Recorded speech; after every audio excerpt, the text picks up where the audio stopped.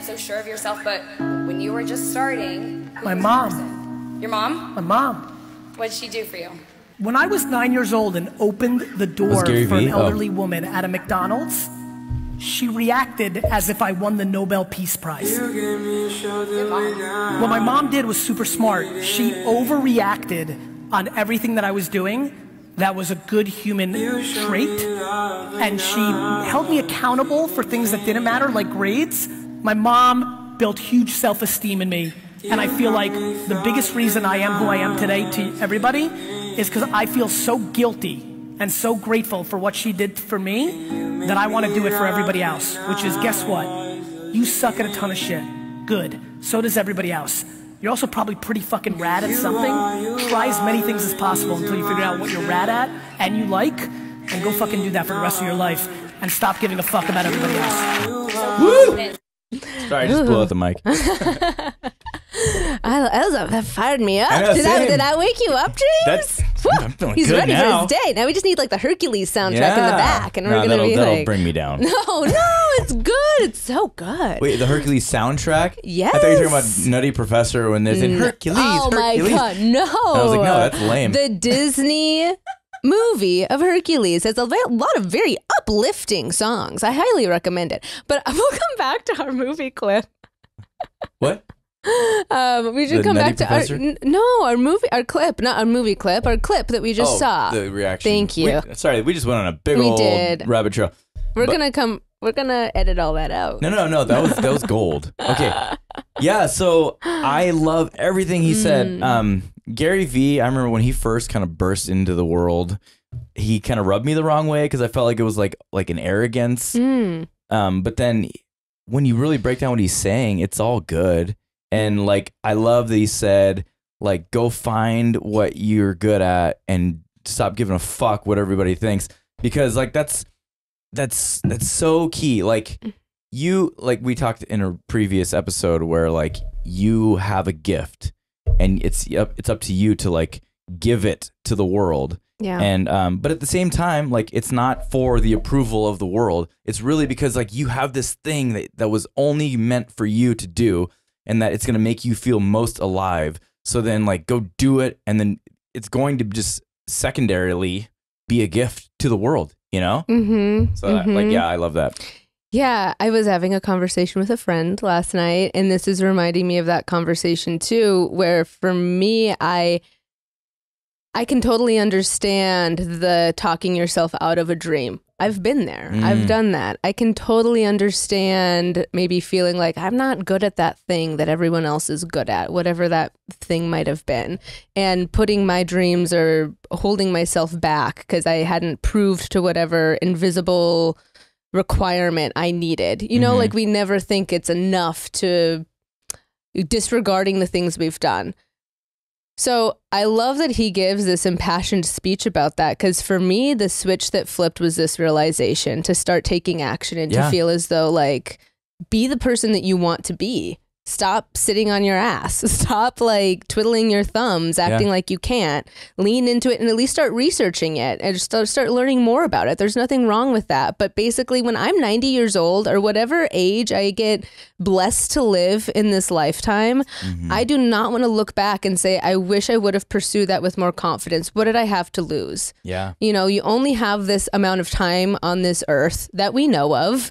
And so use it appropriately to explore what you want to do and what your gift for the world is. Otherwise, what are you doing? Woo. Otherwise, you're twiddling your thumbs. Like, do something that lights you up because it's out there. If you haven't found it yet, that doesn't mean it's not there. For sure.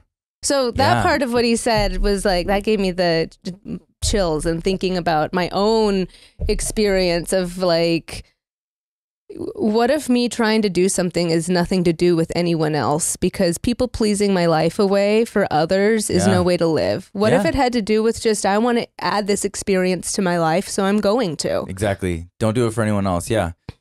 Just do what makes you feel alive. Yeah. What sets your heart on fire. Oh, that got me going. That was a good one. I was so excited about the end because he was like, exclamation point. Children especially, but adults as well. When we get praise for something, that acknowledgement, you can see if you are interacting with tiny humans, when you let them know like, I really love how kind you were. You did that so well, or you're just learning and growing. The way they acknowledge it, there's so much pride. It really, it's a huge principle in teaching and in validating. And so that his mom was really intentional in the qualities that she wanted to cultivate really allowed him, especially as a little boy and now a man, to have more emotional intelligence. In this topic of narcissism that today we're going to be going over, there is a higher percentage of men who are narcissists. And I have to believe that part of that is because so many of them got beaten or shamed that having real emotions or being vulnerable isn't okay. Yeah. That's already going to set the ground for someone to have a lack of empathy. So the fact that his mom really was intentional about that with him, I think is beautiful. And oftentimes when we think about discipline, we think about the things I don't want my kid to do, so I will punish them. But if we're trying to change behavior, we should be giving far more attention to praising and acknowledging the things that we want to continue happening. That goes for our employee-employer relationships. That goes for our friendships. That goes for our romantic relationships, and tenfold for children. There's a ratio of positive to negative interactions that scientifically we know is needed for there to be like a cultivation of a relationship. And so if you want your kiddo to if you want all of the beautiful perks about being a parent that are so fun, like that actual connection, and for them to really come to you as they grow up, you have to not close their bid for connection. You have to be able to let them know when they're doing well so that they see it in themselves. It trains them to recognize it and totally value that. Yeah. I mean, yeah, there's a big difference between positive and negative reinforcement. Like, I was thinking of an analogy from, have you ever seen Monsters, Inc.? Everyone tells us our daughter looks like Boo in Monsters Inc. Just yesterday, someone told me that. Okay. So that's our little baby. Yeah. Well, this will be perfect then. Yeah. Because in Monsters Inc., the way that the city gets its energy is to scare the kids, but then they learn later that making them laugh is 10 times more powerful.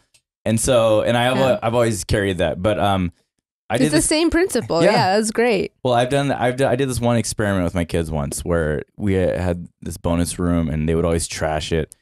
And my ex-wife would, I'm not going to say this, but okay. So we would yell at them to clean up, you know, and then they would just drag their feet and they hated it. And then one day I did an experiment where I was like, let's try encouraging them. And so I was like, okay, you clean up this, and and they loved it, and they cleaned it up way more effectively, way quicker, and turn it into a game. Yeah, and I think from a parenting standpoint, you can either put extra time and energy into the discipline, or you can put extra time, thought, and energy into setting it up to be more successful for you. Well, and it's effective. You give them it's almost like a little mini vision.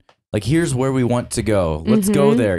Rather than here's where I don't want you to be. So just. Because then it's just they're lost, Well, and then there's more clarity.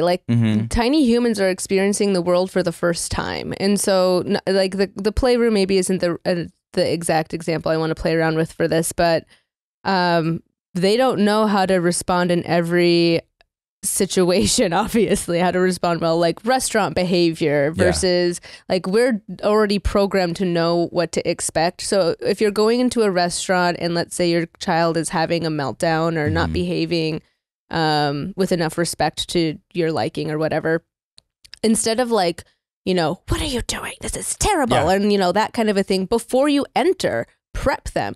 Hey, I want us to have a conversation. Restaurant behavior looks like we're sitting in the booth. Our bottoms are in the booth. Our hands are in a lap. We say please and thank you. If that doesn't happen, I don't want to argue with you. We're going to have this many warnings and then we're going to have to leave. Everything is out. You're letting them know. You're giving them the rules before they are testing the limits. Yeah. But then the consistency. Anyway, so that's just an example. But then you're giving them that praise of you're doing great. Look at you. You said please. You talked to the server all by yourself, And you have to eat more than just French fries. Yeah, that's a good rule too. Yeah. That's a tricky one. That's for me. For you. So before French, James, you need more than just French fries what about now. Beer? You Beer only and get ketchup? one. You get one beer, no more. Okay. What if the beer has an orange in it? You can have 2 light beers. That's it. No more. Okay.